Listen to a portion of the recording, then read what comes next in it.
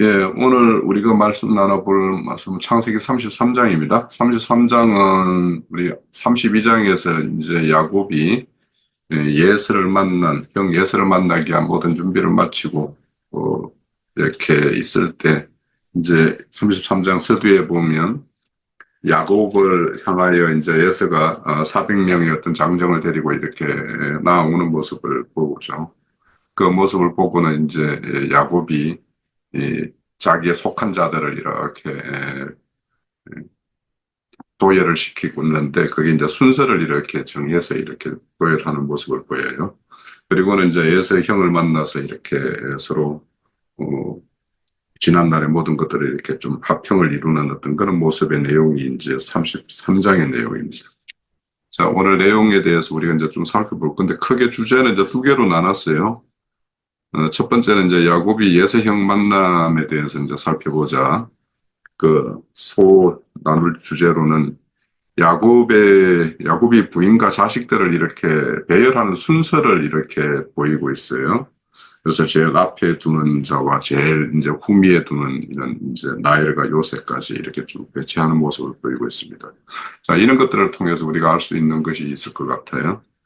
자, 그것이 무엇일까에 대해서 한번 생각해 본 것들을 나눠보기를 원하고, 이제 배열을 다 마친 다음에는 이제 야곱이 제일 앞에 나가서 이제 형을 맞죠. 그래서 맞으면서 이제 7번 엎드려서 이렇게 절하는 모습을 보입니다.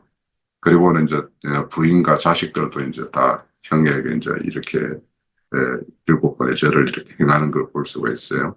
자, 이런 어, 야곱이 형 예서를 맞아서 이렇게 절하고 하는 것들은 무엇을 의미하는 것일까? 또 세 번째는 이제 야곱이 준비한 가축대를 이렇게 예물로 이렇게 준비했는데 형 예서가 이제 그거와 상관없이 이제 동생이 돌아오는 걸로 이렇게 족한 걸로 이렇게 표현을 하고 있어요.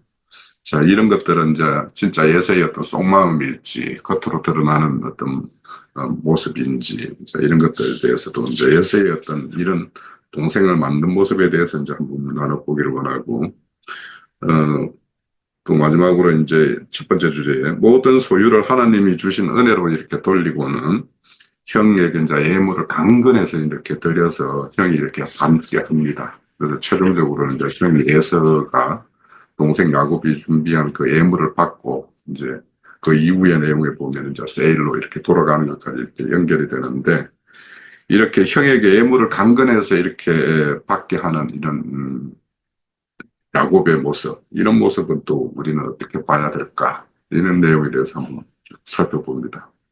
자, 시작을 할게요. 첫 번째 주제요. 본 내용들은 뭐,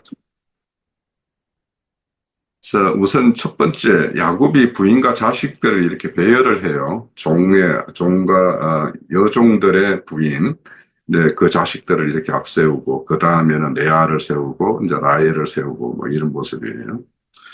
자, 이런 모습들은 이제 사랑하는 자, 가장 사랑하는 자 순서대로 이제 이 흥미에 두거든요. 그래서 흥미라는 것은 여기서 보면은 이제 꼭, 해칠 수 있는 위험이 있는 예수의 어떤 그 전면에 세우기보다는 이제 사랑하는 자 순서대로 이렇게 뒤로 안전을 이렇게 도모하는 모습을 보이고 있어요. 그래서 이 하나님의 어떤 공의로운 어떤 그런 조치가 야곱이 이렇게 자기에 속한 자들을 이렇게 배열하는 것과 이게 아주 그 상관이 있겠다라고 그렇게 보여요. 그래서 하늘의 어떤 공의로운 판단에 따라서 이렇게 상 주실 자, 벌로 이렇게 줄 자, 그런 것들을 이런 어떤 야곱의 어떤 그런, 어, 이런 어떤 조치, 이런 내용에서도 우리가 좀 알 수 있겠다 싶어요. 그래서 이제 이런 걸 보면은 이제 일부 교파에서 이제 영의 구속이 모든 구원의 완성인 것처럼 이렇게 말하는 것은 사실은, 엄밀하게 말을 하면 생명이 났으면 생명은 자라서 풍성하게 온전함을 이제 이렇게 장성한 분량까지 이제 이르게 돼야 되는데 그 어떤 신앙을 나는 거에만 이렇게 모든 것인 것처럼 이렇게 하게 되면 결국에는 우리 이제 보기 좋게 세상에도 보면은 이렇게 어, 그 지체가 있죠. 그래서 결국에는 생명이 자라야 되는 게 어떤 그는 생명의 원리인데 그걸 잘하게 못하는 것도 엄밀하게 말하면 살인의 한 모습이라고 저는 보여요. 그래서 어, 그런 어떤 생명을 저해하는 어떤 그런 어떤 가르침 이런 것들을 이런 어떤 야곱이 그러니까 예수의 어떤 형을 맞을 때의 어떤 조치하는 거 이런 걸만 보더라도 하나님의 어떤 사랑과 온전함을 이룬 그 정도에 따라서 하나님이 기이 이렇게 내실에 은밀한 내실에 가깝게 이렇게 하는 것과 아니면은 우리 그 말씀에 보면 성 밖에 두는 자들, 성 안에 두는 자들, 뭐 이런 자들이 있듯이 그런 어떤 것들이 이런 야곱의 조치에서도 우리가 엿볼 수 있겠다라는 생각이 들고요. 그리고 이제 이 배열을 마친 다음에는 이제 야곱이 제일 앞에 이렇게 나가서 이제 형을 만든 모습을 보이는 것은 그래도 한 무리의 어떤 머리로서 자기가 서야 될 자리를 이렇게 알고 거기에 당당하게 이렇게 자신을 이렇게 세우는 모습이 이제 야곱의 모습이라고 보여요. 그리고 이제 여기 7번을 절을 한다라는 것은 결국에는 이제 형 에서에게 모든 것이 이제 전적으로 처분이 형 에서에게 있다라는 걸 이렇게 인정하는 것이고 7번 절한다라는 것은 온전한 자신을 이렇게 그 형 에서 밑에다가 두고 용서와 화해를 이렇게 구하는 모습이라고도 볼 수 있겠고 그리고는 이제 야곱처럼 그에 속한 자들도 다 이렇게 야곱이 했던 것처럼 이렇게 따른단 말이죠. 이런 조치는 야곱에 속한 모든 사람들이 형 예서에 대해서 어떤 적의도 없고 형의 어떤 처분대로 이렇게 따르겠다라는 어떤 그런 자신의 어떤 낮아짐 이런 것들을 이렇게 온전히 보여주는 것이라고 보여요. 그래서 이것 7번째란다라는 것은 완전히 자신을 이렇게 그의 이렇게 처분에게 맡긴다라는 어떤 이런 의미로서 저는 이제 이 말씀이 보입니다.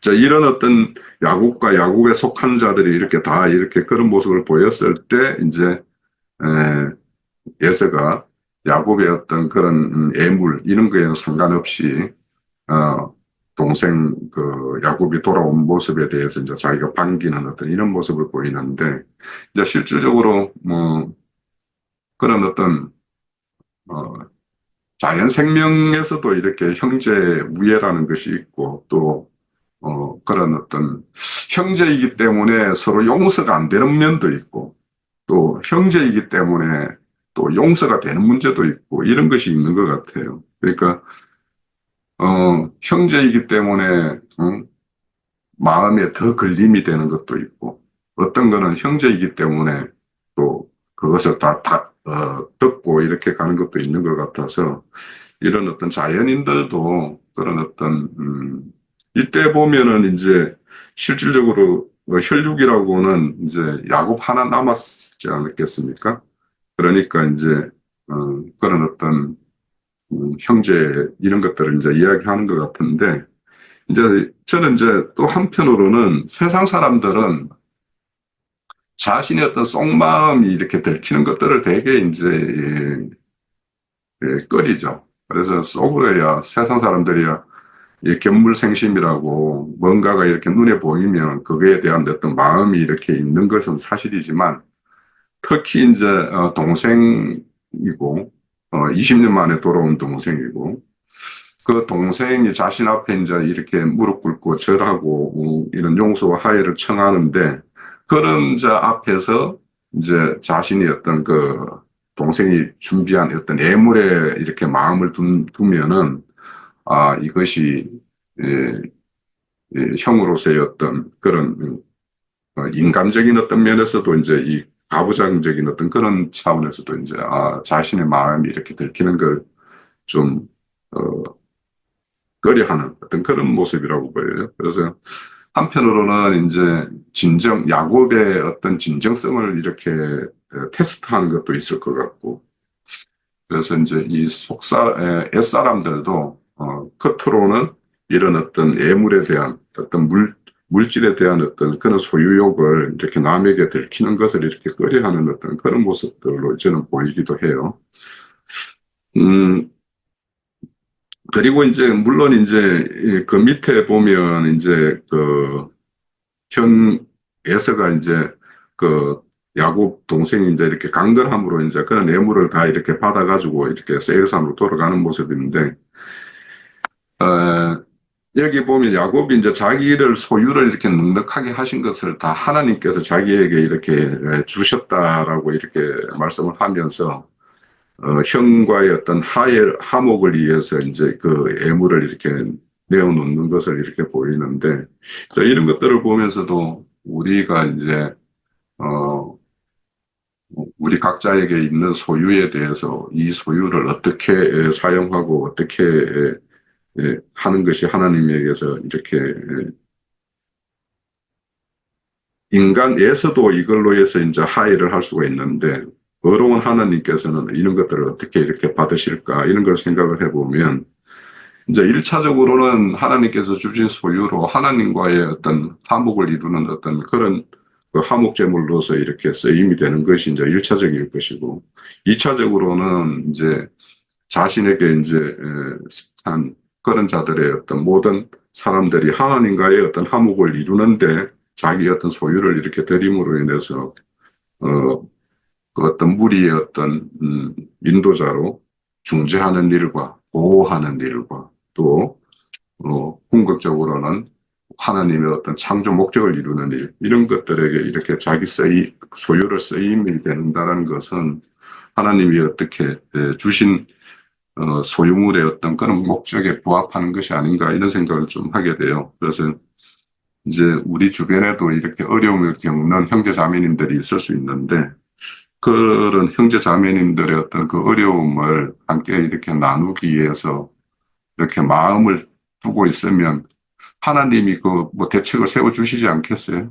그래서 우리가 주위에 그런 어려움이 있는 분들 있으면 어, 허용하는 범위 내에서 자기가 감당할 부분도 있고, 또 하나님께 또 이렇게 구해서 그것들에 대해서 함께 할 수 있는 어떤 그런 마음들이 있어야지 이게 교회가 하나의 어떤 울타리가 되는 거지, 그런 것이 아닌 거라면 뭐 각자 신앙하는 거나 우리가 모여서 뭐 하는 거나 뭐가 다를 게 있겠습니까? 그래서 이런 어떤 예물에 대한 것도 이런 자신의 어떤 화목을 위해서나 자기의 속한 자들의 어떤 화목을 위해서 이렇게 쓰이게끔 하는 것은 하나님이 어떤 복 주신, 채워주심의 어떤 목적이 아닐까 이런 생각을 합니다. 네. 어, 일본의 가보는 맨 처음에 종들과 그 교회들, 종들과 그 자식들을 놓고 그 다음에는 레아와 그 자식들을 놓고 이제 라헬과 요셉은 이제 맨 나중에 이제 세우는 그런 일을 야곱이 했지요. 그랬는데 이제 저는 그것을 어떻게 되게 됐냐면 각각 그 시대적인 그 교회를 나타나는 것이다. 물론 그의 사랑하는 아내 라헬과 아들 요셉의 안전을 살피는 것을 볼 수는 있지만, 우리가 그 경륜적으로 종의 교회가 먼저 있어야 되고, 그 다음에 율법 교회가 있어야 되고, 그 다음에는 신약의 성령이 임한 교회가 있음을 암시하는 것이 아닌가. 저는 그렇게 생각을 해봤습니다. 그리고 이제 나번에 있어서는 야곱이 7번 땅에 굽혀 절하고 부인과 자식들의 순서대로 절하는 모습은 하는 것이 질문이네요. 그것은 이제 야곱이 7번 땅에 굽혔다 하면 일곱은 이제 완전수 또는 이제 충만수라고 하는데, 야곱은 스스로 가장 낮은 자, 땅에 굽혔다고 했기 때문에 가장 낮은 자의 위치에서 형 에세에게 저지른 범죄들로 은혜를 구하며 굴복하는 자세로 다가감을 그린 것이 아닌가 그렇게 봤어요. 그리고 이제 아내와 자식들은 각각 자기들의 신분을 드러내며 경의를 나타내는 예를 갖춘 것이다 하는 것으로 이렇게 정리를 해봤습니다. 그리고 다의 그 에서의 그 표면과 이면은 우연찮게 여기 이제 예물에 대해서 이제 나오잖아요. 근데 이제 예물이 10절의 그 예물과 11절의 예물이 다른 단어더라고요. 말하자면 10절의 예물은 이제 희생을 하는 이제 그런 의미가 있는가 하면 11절의 예물은 뭐 평화, 축복, 선물 하는 그런 의미가 있어요. 사전을 찾아보니까. 그래서 야곱이 가축의 떼를 셋으로 나누었죠. 그리고 이제 간격을 두고 예서에게 보내진 예물은 그거는 희생 제물이다. 그러니까는 곧 야곱이 에서에게 범한 범죄들을 사함받는 그런 의미가 거기에 포함되어 있지 않았을까. 그런데다가 세 대로 나누어서 그 가축들을 형한테 보냈지요. 이제 그것은 셋이라는 것은 둘은 강조고 셋은 그야말로 더 강조하는 그러한 의미에서 최대의 강조해서 그만큼 야곱이 형한테 이렇게 죄 사함을 받기를 원하는 그런 의미가 거기에 포함되어 있지 않을까 하는 것으로 생각을 해봤고요. 그리고 이제 그랬기 때문에 세 차례의 예물을 보냈으니 야곱의 절실함과 형으로부터의 은혜를 구하는 것. 그리고 또 이제 야곱은 또 이제 절실하게 그 화평을 참작을 해서 에서의 기세가 좀 수그러지지 않았나 하고 이렇게 본다면 이면적으로는 여전히 야곱에 대한 앙금이 있으므로, 왜냐하면은 장자권도 빼앗았고, 권리도 빼앗았고, 또 아버지로부터, 이삭으로부터 받는 복도 다 빼앗겼잖아요. 그랬기 때문에 그게 쉽게 잊어졌을까. 그래서 400명을 데리고 시작에는 온 것이 아니었나 하는 그 생각에서, 여전히 앙금은 안에는 있을 것이다 하는 것으로 저는 봤어요. 있으므로 야곱과 함께 가기를 원하는 것은 내 소유는 내게 두라 그런 말까지 했잖아요. 그것은 그의 속셈은 야곱을 수하에 둔다면, 왜냐하면 함께 가자고까지도 권하고 했기 때문에, 그래서 야곱을 수하에 둔다면 그가 가지고 있는 모든 것을 이제 이제 에서의 것이 되는 것이 아닌가, 그것을 계산했던 것은 아닌가. 또한 아버지 이삭이 야곱에게 빌어준 그 복도 도로 자기가 빼앗을 수 있는 것이 아닌가 하는 그러한 계산을 한 것이 아니었던가, 이면적으로는. 그래서 이것은 결국은 하나님을 대적하는 마귀의 속성이다. 그것이 에서의 이면적인 것은 아니었던가 하는 것으로 저는 봤어요. 그리고 이제 라본에는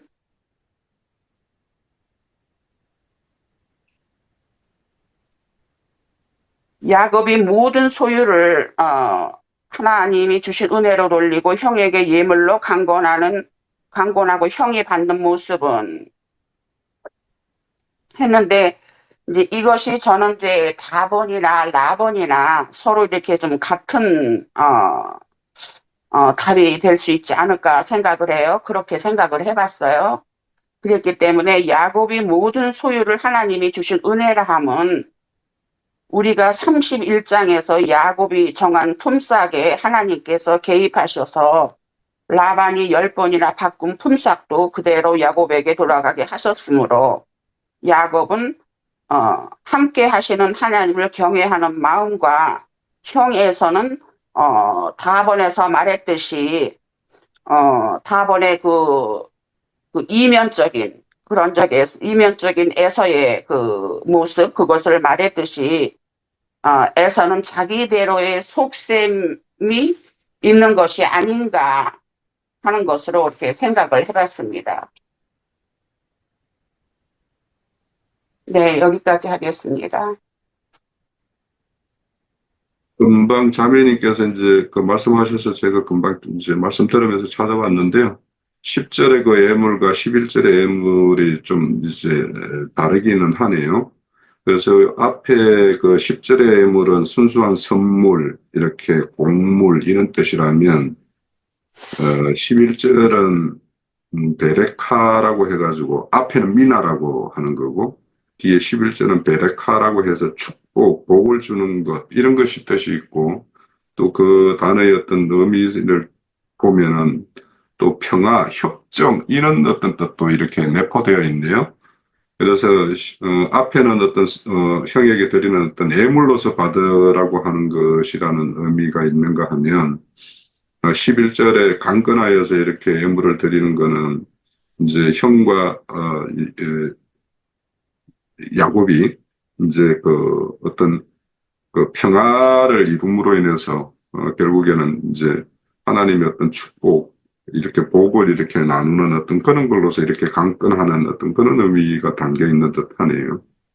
그거는 참고로 근데 하십시오. 이제 저는 이제 앞에 있는 예물을, 또 이렇게 밑으로 사전에서 보면은 희생제물이라는 그러한 의미도 있어요. 그래서 그것을 그쪽으로 봐서 야곱이, 어, 에서에게 자기가 과거에 저지른 그러한 일들에 대해서, 사과를 한다는, 용서를 바라는 그러한 의미가 담겨 있는 예물이 아니었을까 하는 것으로, 보았어요.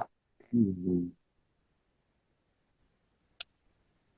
자, 2번은 이제 야곱이 예서와 이렇게 만나서 이제 이런, 화목을 이룬 이후에 이제 예서가 동행을 이렇게 제안을 하는 거에 대해서 이제 그 예서가 이렇게 실질적인 내용으로 보면 이제 거절하는 내용과 같아요. 그래서 그 내용에 대해서 좀 살펴볼 건데, 먼저는 에서가 야곱에 대한 이런 어떤 동행을 제안하는 것, 이것은 어떤 내용으로 우리가 이해를 해야 될까? 우리 어떤 신앙 과정에서 이런 것이 어떤 유사한 내용이 있을까라는 것도 한번 살펴보고, 어, 나번하고 다번은 거의 이제 제가 이제 정리할 때 거의 비슷한 내용이라고 보이는데, 야곱이 자식의 어떤 연약함, 이것을 이제 자기의 어떤 양떼와 자식들의 어떤 연약함을 이렇게 이유로 천천히 따르겠다라고 이렇게 말을 해요.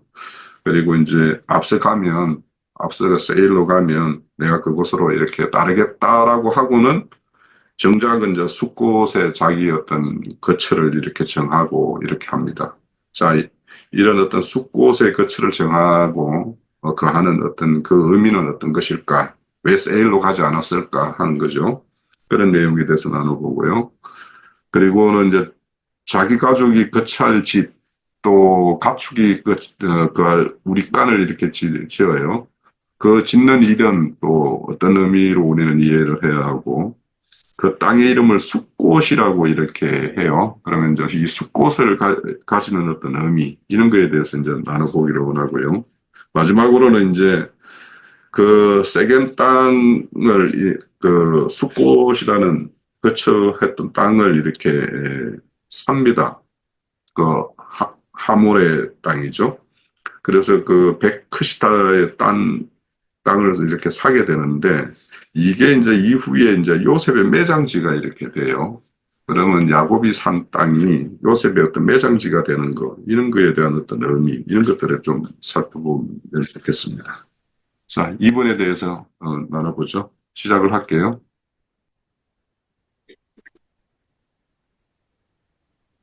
에서가 야곱과 동행하기를 원한 것은 한 거는 야곱이 자기를 대하는 행동, 그렇게 이제 막 7번을 절을 하고, 이렇게 땅에 엎드려서 절을 하고 한 그런 모든 것이 이제 즉 7번을 땅에 굽히며 절을 하고 많은 예물을 셋대로 나누어서 주면서 용서를 구하고 화친을 청하니 이제 야곱은 자기의, 어, 에서가 생각하기에 이제 야곱은 자기의 명령은 무엇인지 따르리라 하는 그런 계산을 하지 않았을까 하는 생각을 해봤어요.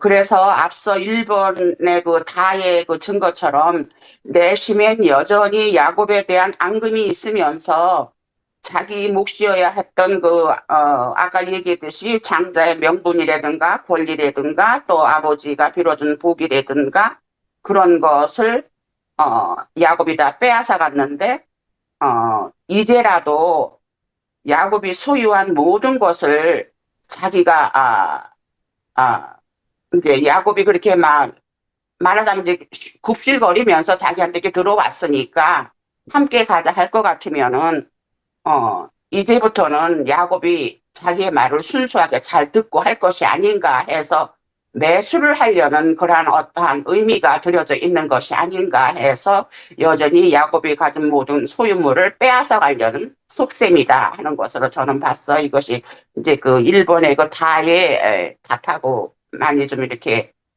복합이 되는 것 같아요. 그리고 이제 그 나번에 야곱이 자식들의 연약함과 양떼가 소와 새끼를 이유로 천천히 따르게 했다는 이유는 어 이거는 이제 야곱이 위기를 피하기 위한 하나님께서 주신 전 지혜라 그렇게 생각을 해봤어요. 어 야곱은 에서가 가는 길과 자신이 가는 길은 엄연히 다른 것은 이미 알리라고 생각을 해요.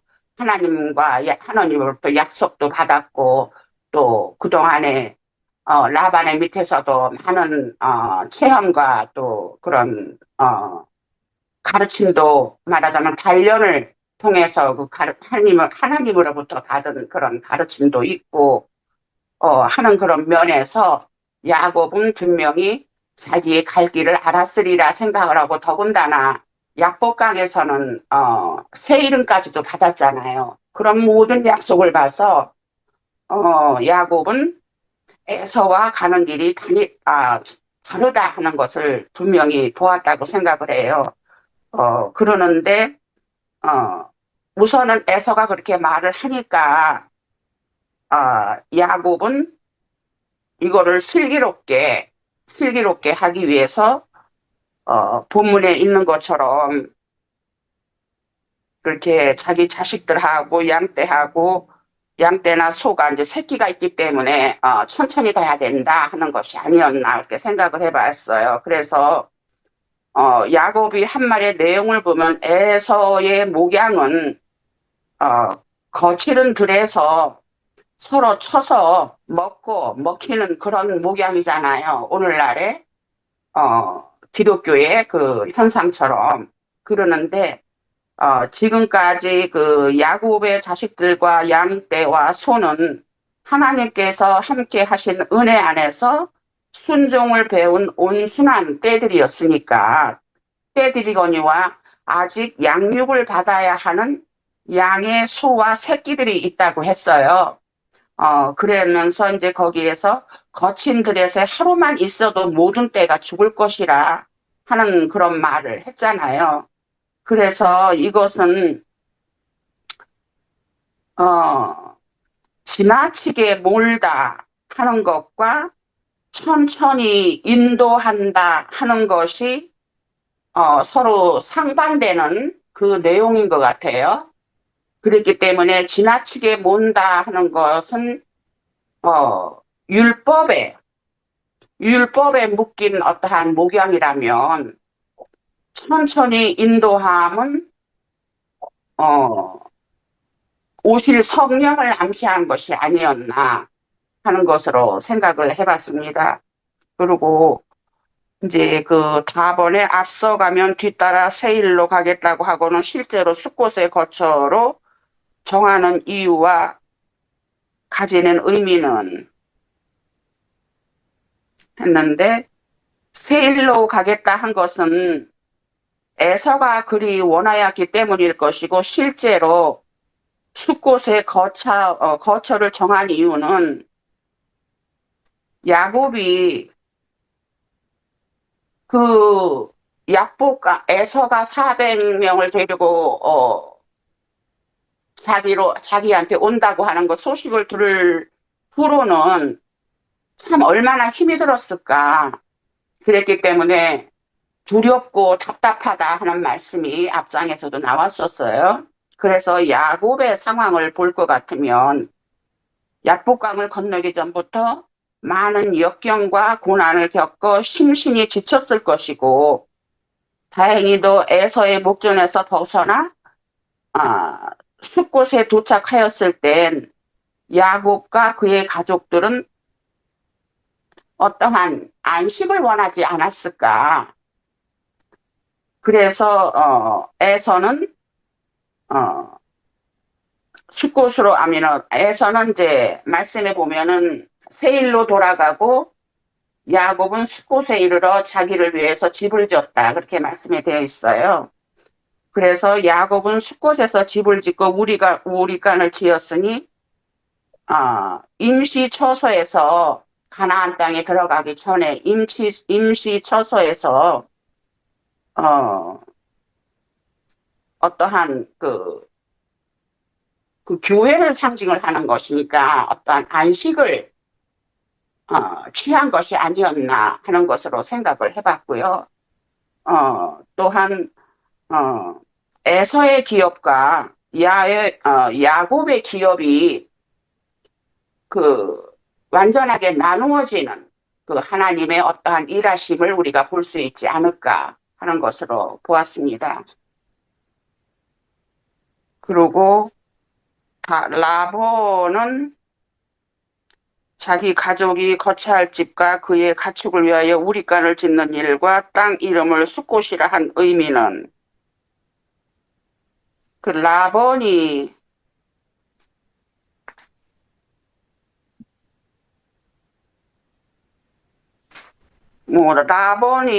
제가 우리간을 짓고 그 땅 이름을 숫곳이라 한 것은 결국은 다번에서 조금 얘기를 했듯이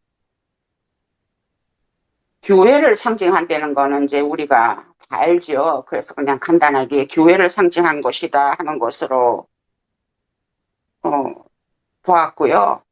마의 그 세계 성읍 앞에 장막을 치는 그 밭을 베크시타에 산다는 의미와 후에 요셉의 매장지가 되는 의미는 했는데 이제 세겜성이라면은 이제 가나안 일곱 족속 중에 하나인 이제 히위 족속인데 이제 하몰의 아들로부터 산 밭이 이제 지금 야곱이 그 밭을 베크시타에 샀다 이제 그런 말이지요. 이제 그랬기 때문에 그것은 아브라함이 마므레 앞에 있는 막벨라 앞에 그 밭과 굴을 에브론으로부터 산 그거와 같은 경우예요. 그래서 매장지가 되게 했고 또 여기는 그러니까는 막벨라에 있는 그 밭과 굴은 그 모든 열조가 들어가는 매장지라고 할 것 같으면 지금 여기에서 산 그 밭은 요셉은 하늘에 있는 장자 교회에 이기는 자들을 상징을 하고 또한 이기는 자들은 두 분깃을 받는다는 것을 우리가 알잖아요. 그렇기 때문에 또 다른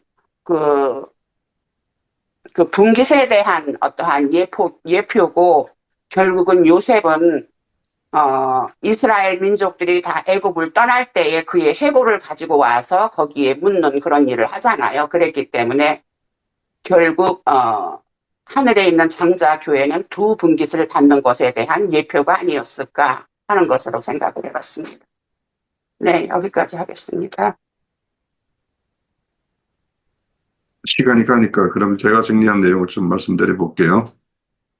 우선 에서가 이제 야곱에게 이렇게 동행을 제안하는 이런 것들은 저는 이제 우리가 어떤 교회의 어떤 흐름, 교회마다의 어떤 그런 어떤 흐름이 있는데 에서가 이렇게 야곱을 맡고 이렇게 함께 동행하자라고 하는 것은 어떤 사람의 애정 아니면은 인본주의 이런 거의 어떤 흐름에서 나오는 어떤 그런 제안일 것이다라는 생각이 들어요. 그래서 그런 어떤 예서의 제안과 또 야곱이 앞으로 이제 가야 할 길은 엄연히 다르기 때문에 이제 예서의 제안에 따라서 이제 야곱은 다른 선택을 하게 되는데 그래서 우리가 이제 옛사람을 가지고도 얼마든지 이제 인정과 간용 이런 것들을 이제 이렇게 보일 수 있다라는 것을 이제 예서의 모습에서도 우리가 볼 수가 있어요. 그래서 이제 그런 어떤 옛사람에 의해서 이렇게 베풀어지는 어떤 인정과 간용은 또 그건 그거대로 이렇게 우리가 그걸 나쁘다라고 이야기할 필요는 없을 것 같고. 그렇지만은 우리의 어떤 신앙의 어떤 노선이나 이런 어떤 그런 일, 그러니까 우리가 거룩을 이루는 일, 이런 일과는 이제 그거는 또 얼마든지 이제 이렇게 예, 결별이 되어야 되는 것이기 때문에 그래서 이제 우리가 이렇게 보면은 이제 아브라함도 아버지 집을 떠나라 해서 이제 이렇게 떠나는 것이었고 그래서 이제 우리가 어떤 옛사람으로서 이렇게 살았던 어떤 그런 어떤 정신세계, 정신체계, 이런 걸로부터 이제 완전히 떠나야 되는 것이기 때문에 본토 아비집을 떠나라는 것이었거든요. 그래서 이제 저는 이제 이걸 보면, 이 말씀을 보면서 이제 예전에 이제 무화과나무에 대해서 이제 제가 이렇게 한번 증거를 할 때, 무화과나무는 이렇게 겨울이 지나면서 이제, 딱 봄이 오면서 이제 처음 열리는 게 있거든요. 그걸 이제 학이라고 그래요. 그리고 이제 그거가 따주고 그 열매는 나그네나 아무나 이렇게 가난한 자나 그 이제 밭에 가서 그걸 따는 것들을 주인이 그거를 이제 막진 않아요. 왜냐하면 어차피 그걸 따줘야지만이 그 다음에 이제 두 번째 열리는 열매, 그 테나라고 해서 그 좋은 열매, 가즙이 풍부한 열매가 맺기 때문에 그래서 이제 우리가 그 무화과나무가 이렇게 보여주는 것도 보면 그 처음에 맺는 열매를 따주고 그래야지 두 번째 열리는 열매가 온전한 것처럼 우리의 어떤 그 믿음의 노선도 신앙세계에 들어왔다 하지만 첫 번째 우리가 맞았던 것이 다 이렇게 대부분 이제 종교 체계 안에 이제 들어가 가지고 거기에서 이제 이렇게 우리가 신앙생활을 하다가 이제 거기에서 또 부름을 받고 이제 이렇게 나온 자들이 있는데 그런 거와 마찬가지로 이 예서의 어떤 제안이라는 것은 기존 체제에 그냥 이렇게 안주하게 만드는 어떤 이런 것이기 때문에 우리는 그런 걸로부터 이제 결별해야 되는 것이 이제 맞는 것이고 주님도 이제 이 땅에 오셔서 그랬죠. 내 형제와 자매가 누구냐. 그러니까 여기 예서가 야곱에게 보이는 것은 이제 혈육의 어떤 형제로서 보이는 어떤 정의였기 때문에 그래서 이 주님도 누가 내 형제와 자매냐 그러면서 이제 이 제자들을 보고 어, 하나님의 뜻대로 행하는 자가 나의 형제요 내 어머니다라고 이렇게 말씀하신 것처럼 그런 어떤 의미에서 이는 예서가 제안한 어떤 이런 내용은 야곱이 이렇게 거절하는 거 이런 것과 이렇게 연결시켜서 이제 이렇게 봐야 될 것 같다는 생각이 들고요. 우선 그 에서가 이제 이후에도 그 야곱에 대해서 이제 그 숫곳에 이렇게 머물렀지만 그거에 대해서 어떠한 이렇게 위해를 가했거나 뭐 그것을 야곱을 어떻게 책망했다 이런 말씀은 없어요. 그래서 어째 보면 이제 에서도 그때 이제 동생 야곱으로부터 그 예물을 받고 모든 것이 이제 일차적인 모든 것이 이제 마음을 풀고 이렇게 그렇게 했던 걸로 이제 이렇게 보여요. 그런데 이제 그렇게 하는 과정에서 이제 야곱이 이렇게 핑계를 대는 것들은 양떼와 소떼가 이렇게 어리니까 이렇게 세게 몰게 되면 이제 그들이 이제 낙오자가 될 거다라는 어떤 이런 말을 이제 저는 그걸 보면서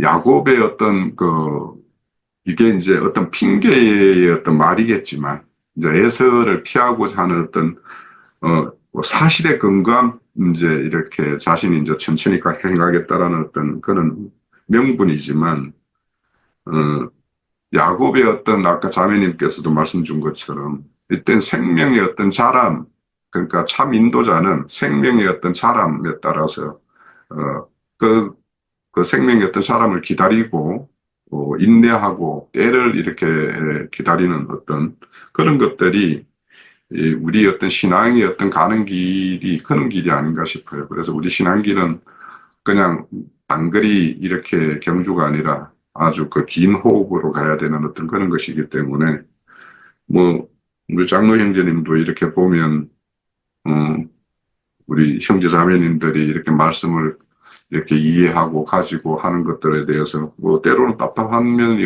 왜 없겠어요. 저도 이제 그 우리 김자매하고 이게 재활 이거 하면서 보면 막 어떨 때 보면은 좀 답답함이 있어서 막, 막 이렇게 강권 해가지고 막 이렇게 하다 보면 이제 그 후유증이 있어요. 반드시 후유증이 있더라고요. 그러니까, 저는 그런 거 보면서도 좀 이렇게 좀 배움이 있기는 한데 또 이제 또 한 면은 그런 것도 있어요. 또 말 가능한 범위까지만 하면은요 절대 그 한계를 못 넘어서요. 또 그래서 항상 운동선수들도 자기가 할 수 있는 것보다 딱 뭐 몇 발짝 더 하는 거 이거를 이제 요구하는데 그래서 그거 이제 지나친 욕심도 문제고 또 늘 이렇게 그 안전만 생각한다라면 진보가 이제 없는 거고 참 이런 것들이 참 어려운 것 같아요. 이제 그런 것들이 우리가 이제 좀 생각해 볼 필요가 있고 결국에는 이제 이렇게 그 야곱이 세일로 가지 않고 숲곳에 이렇게 거처를 정한 것은 결국에는 우리 저 고린도후서 6장에 보면 그런 말씀 있잖아요. 믿지 않는 자가 어떻게 믿지 않는 자하고 어떻게 멍에를 같이 매랴 뭐 이런 말씀이 있잖아요.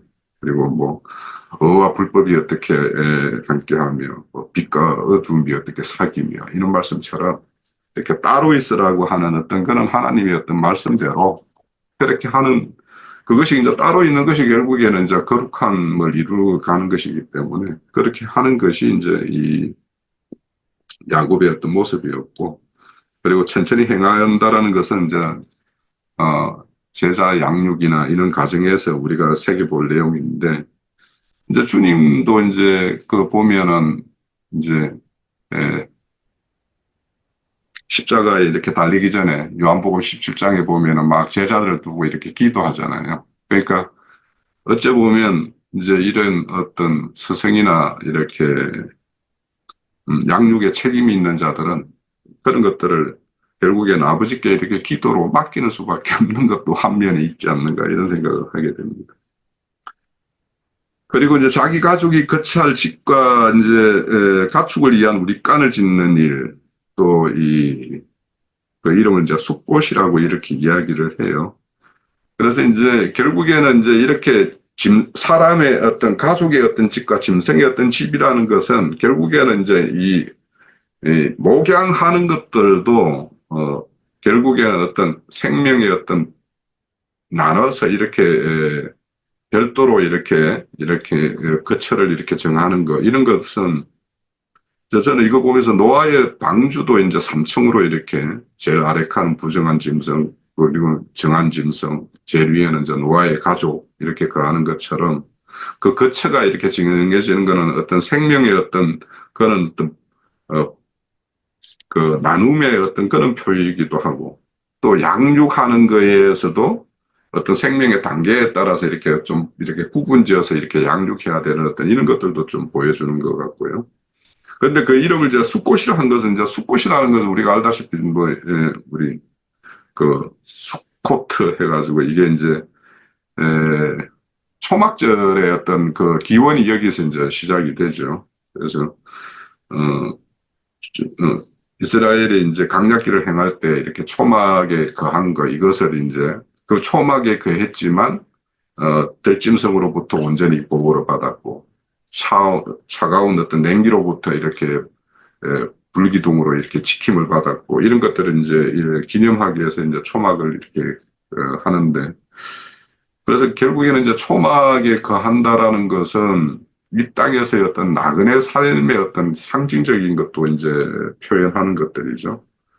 그래서 이 숲곳이라는 것은 야곱의 어떤 앞으로의 어떤 인생도 어떤 한 땅에 이렇게 정착해서 이렇게 사는 것이 아니라 나그네의 어떤 삶을 살아가야 되는 어떤 믿는 신앙인들의 어떤 이 땅에서의 어떤 삶의 어떤 의미가 이런 어떤 숲곳이라는 어떤 이름에 이렇게 매김이 되어 있다라는 생각이 들어요.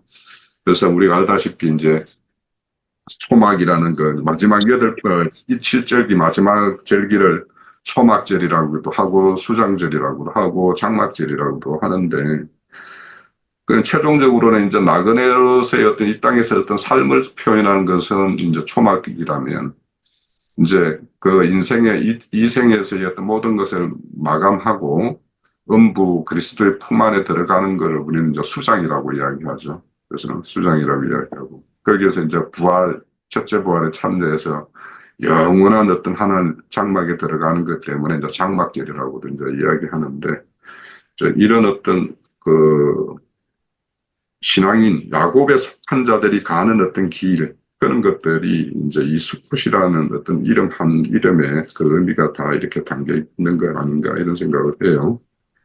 그래서 이제 요한복음 4장에도 이제 수가성 여인을 찾아가죠. 그 수가성이 이제 결국에는 이제 세겜 수꽃이라는 곳인데, 그러니까 이런 곳에, 그러니까 이렇게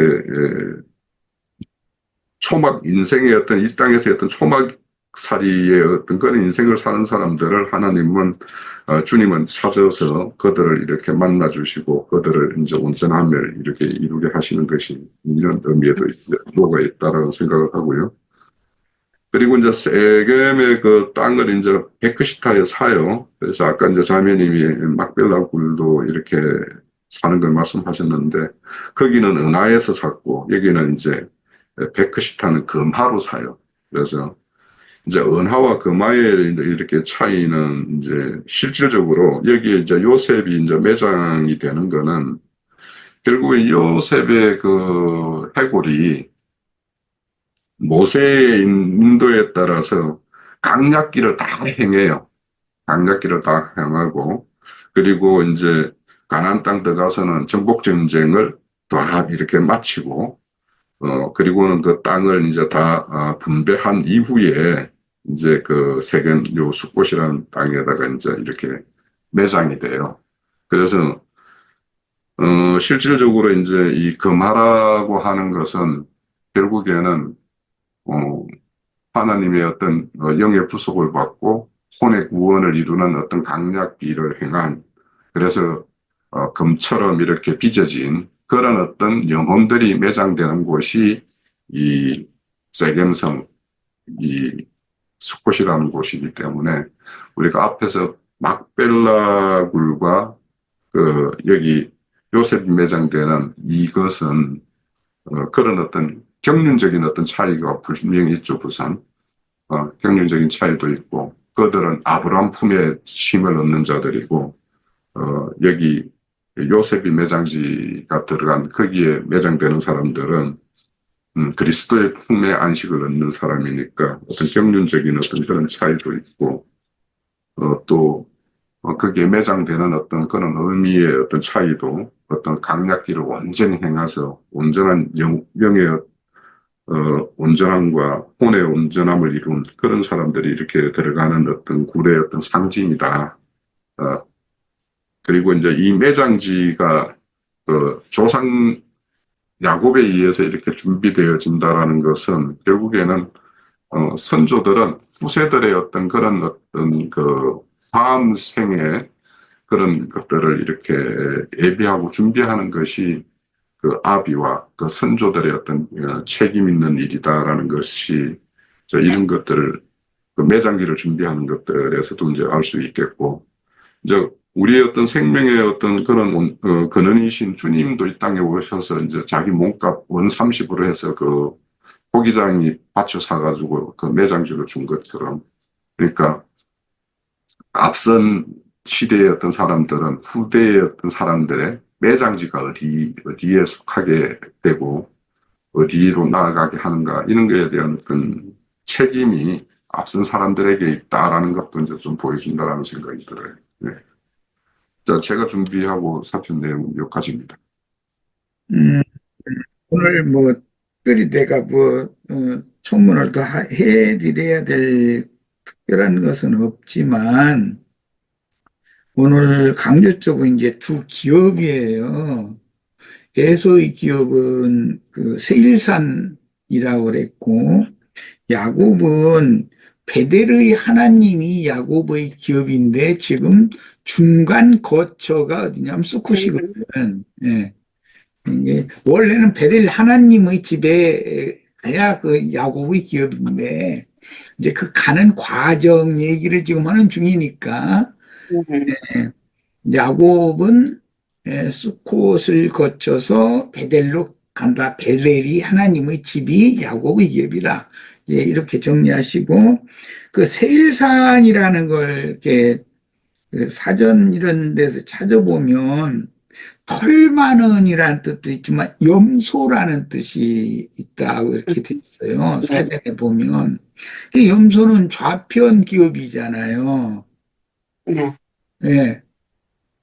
야곱의 거처는 우편 양들의 거처니까 예수님이 요한복음 6장에서 말씀하실 때 내 양이라는 말씀을 하신 그 예수님의 양은 야곱의 기업에 가는 거죠. 이제 이 생각하시면 되고 염소라는 것은 육적이고 은혜로 구속받은 사실이 없는 사람들이다라는 것을 성경이 의도적으로 예시하고 주님의 양들이라는 건 은혜로 구속받은 사람들이다. 이제 이렇게 정리를 하면 쉬울 것 같고요.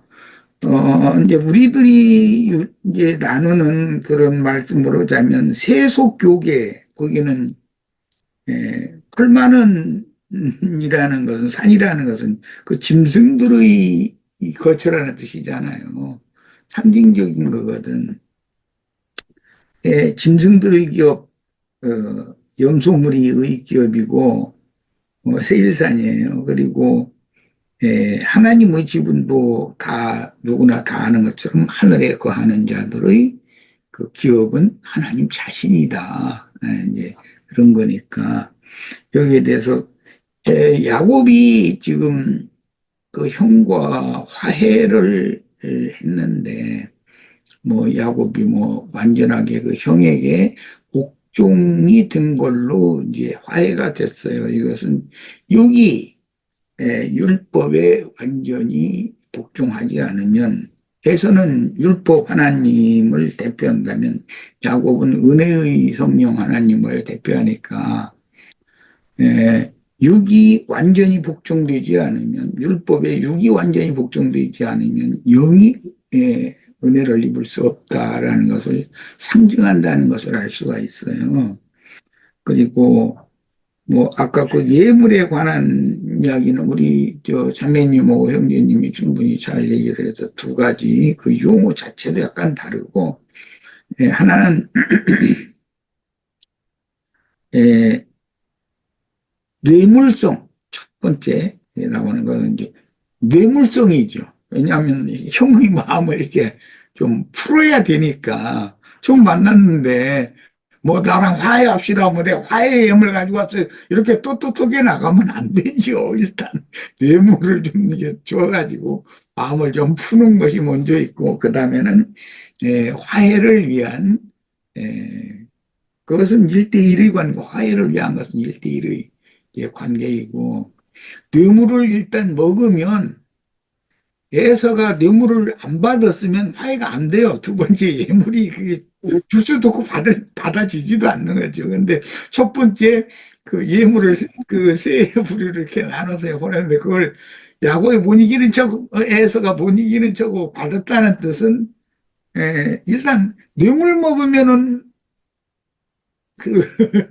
그, 강력하게 못하죠. 세상 사나, 뭐, 하나님 일이나 다 똑같은 거 아니겠어요?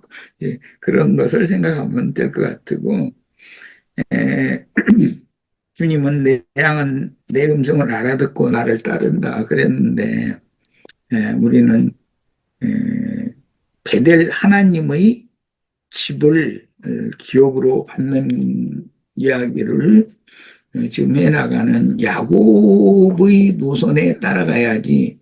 만약에 야곱이 형이 야, 너 그러지 말고 그거 괜히 하는 소리거든. 그런데 사실은 세상 쪽의 목사들이 자기 예배당으로 전도하는 내용이잖아, 그게.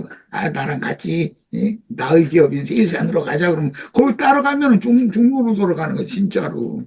그런데 야곱이 이제 이스라엘이죠.